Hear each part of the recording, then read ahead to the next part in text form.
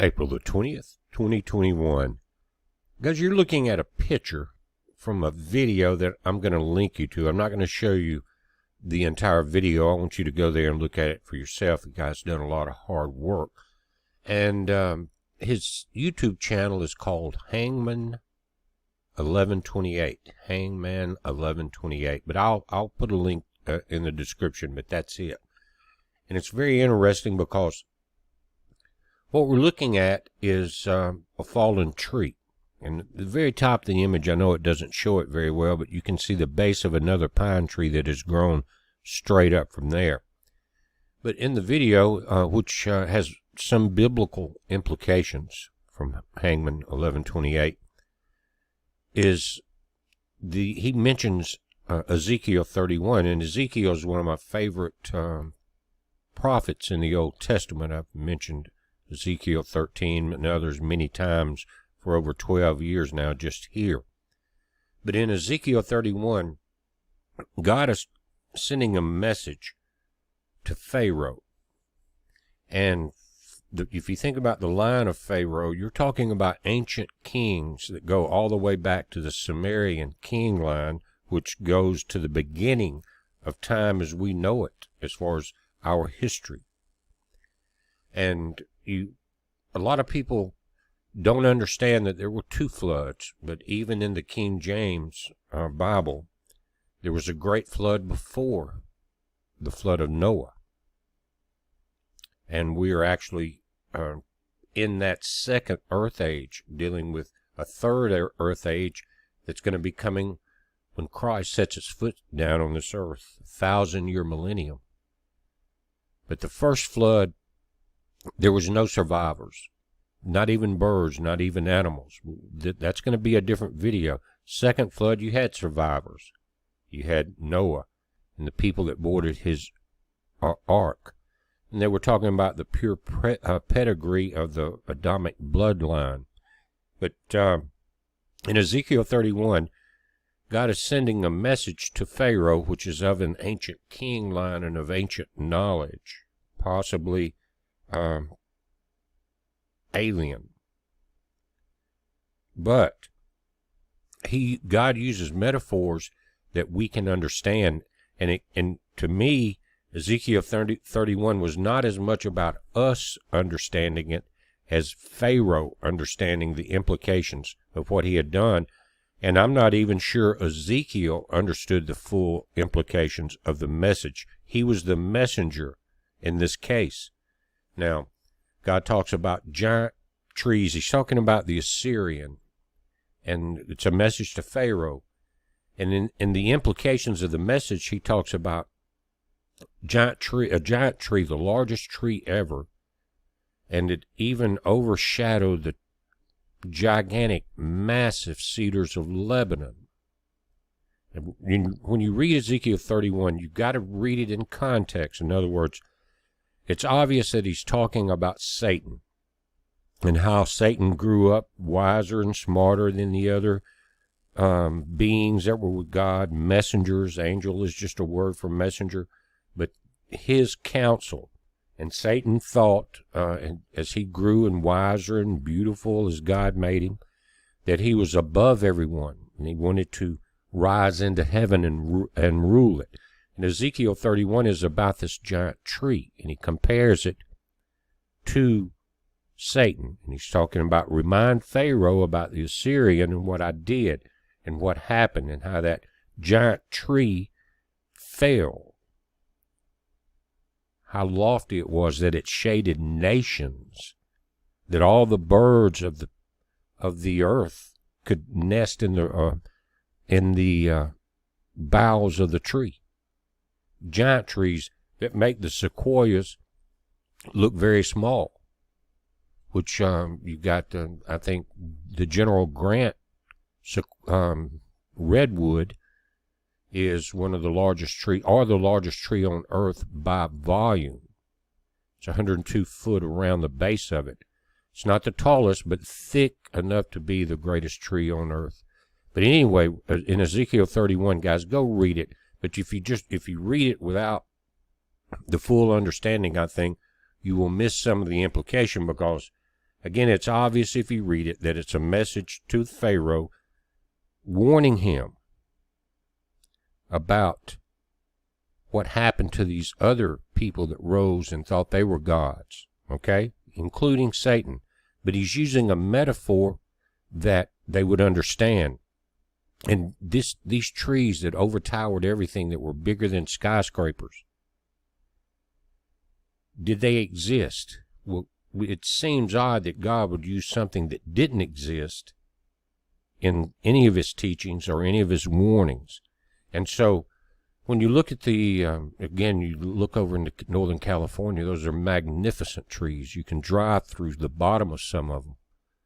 And, but there were trees much older than that, because the first Earth age that was destroyed, and just bear with me, was destroyed, and nothing survived, was a long time ago. It wasn't part of Genesis. Genesis, in the first chapter, it says the earth became, if you understand the Hebrew, became void.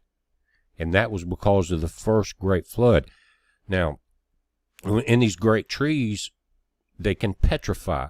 And they can petrify from being covered in mud, or in a river and covered in sand, or from volcanic ash, and it turns the wood to rock.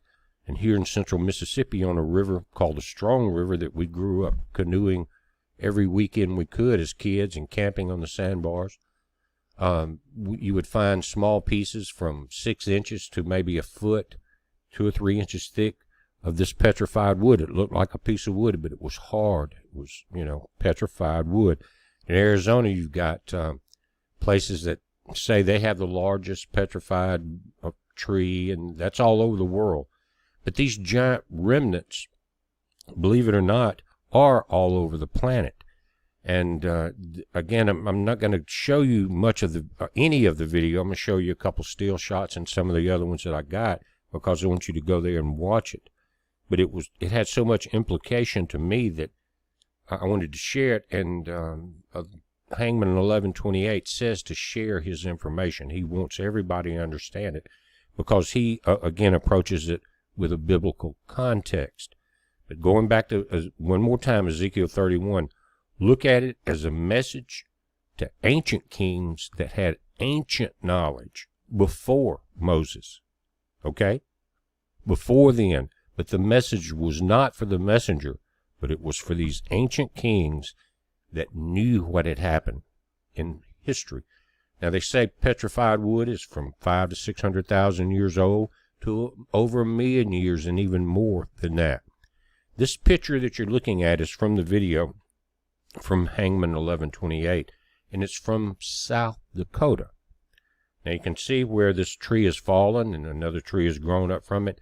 But notice in the center, this white substance, and that is quartz, white quartz rock. And here in the South, we had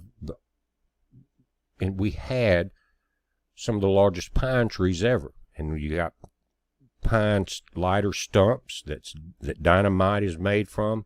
We still have those here, and as the tree ages, it's that core of the tree, the sap.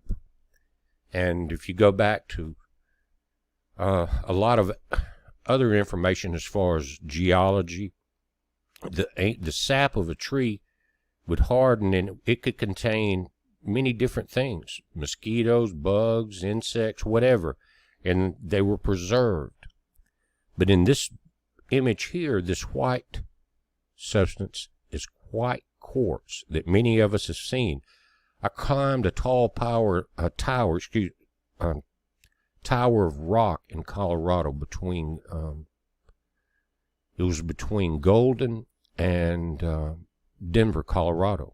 Coming out of Denver, going into Boulder, coming down into Boulder on that road. But we climbed a large mountain, and on the top was nothing but this white quartz crystal, big rocks, enough you could have built a house in this flat area. But guys, this isn't wood. This is petrified wood that you're looking at.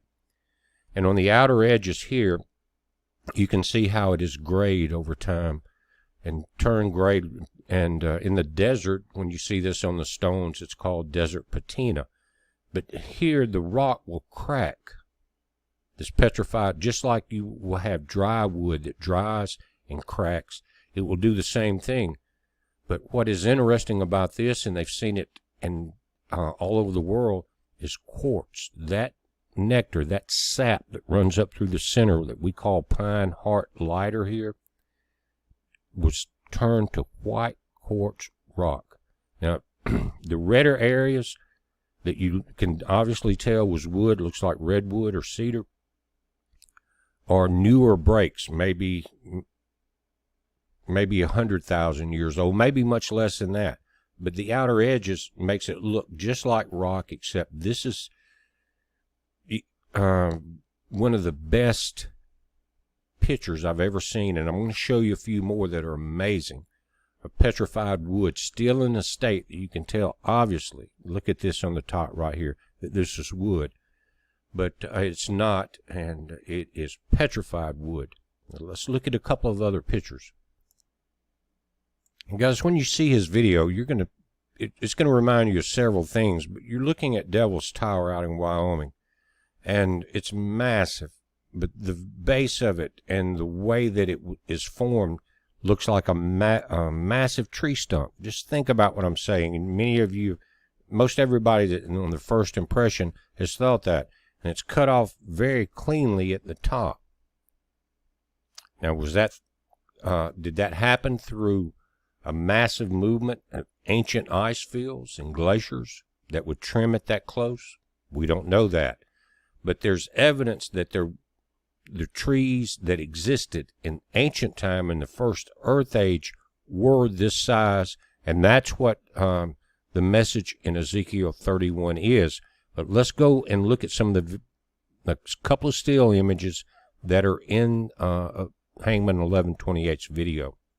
Now, if you look across the northwest of this country, from the west to the northwest, from Arizona all the way up into Washington, Oregon, California, there's evidence of petrified trees that are very large. Here's one in the northwest. Check it out. It's on the edge of a plateau, but it looks like a regular tree, but it's not. It is a petrified tree. And it's not that large, but it's as large as anything growing now. You look at General Sherman out in California. The large redwood is 102 foot at the base, and this is comparing it to that. But I want to show you a couple of images again from the video I'm going to link to.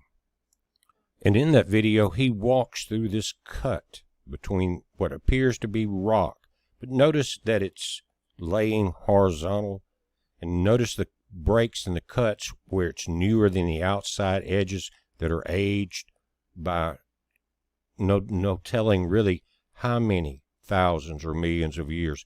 But in the center where some of the newer cuts and drops have fell off, you can see the redder interior. And it's much larger than it looks. You can see a pine tree here. But when the author of the video walks through this passage, he continues down to the right, and you start seeing other things, and it's so impressive and so kind of eye-opening that I wanted to share it with you. And we back out from that image. Again, this is the passage, or the path that was walked through, and it appears to be a break in this section. But guys, this is petrified wood. They don't really talk about it. Anything that's ancient and biblical is really suppressed. But this is on the side of a mountain. This is again in South Dakota. And I'm going to link you to the video where you can see the entire thing. But look at the sections of this and tell me that we've been told the truth about the ancient world. And a lot of times in a petrified piece of wood, guys, it may be just the core that's left, and the outer edges of the bark had decayed or whatever. But this is a tree. Look at some of the other images. Again, from the same video, but let me say this. We have the Mississippi National Petrified Forest here in central Mississippi, and you have those all over the world. But the trees are not like this. This is petrified. Check this out. They're saying it's rock, but it's not. You can see these edges here, And again, rock does not form horizontal. Some people will say, well, it was a great cataclysm. Guys, this is petrified wood. Look at the size of it. You can see a post here with 2x4s. And then he's going to take a closer look. And again, the video is much more amazing than this. I just wanted to perk your interest enough to where you will go check it out. And this is one of the most impressive of all.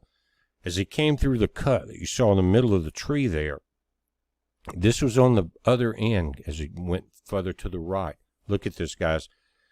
You can see that it takes very little imagination, let me put it that way, to see that this is petrified wood. And where their edges are newer, where rock has fallen off or petrified wood has fallen off, you can still see the red color, almost like it was cut with a saw. But look at the size of this compared to some of the bigger trees that we see there.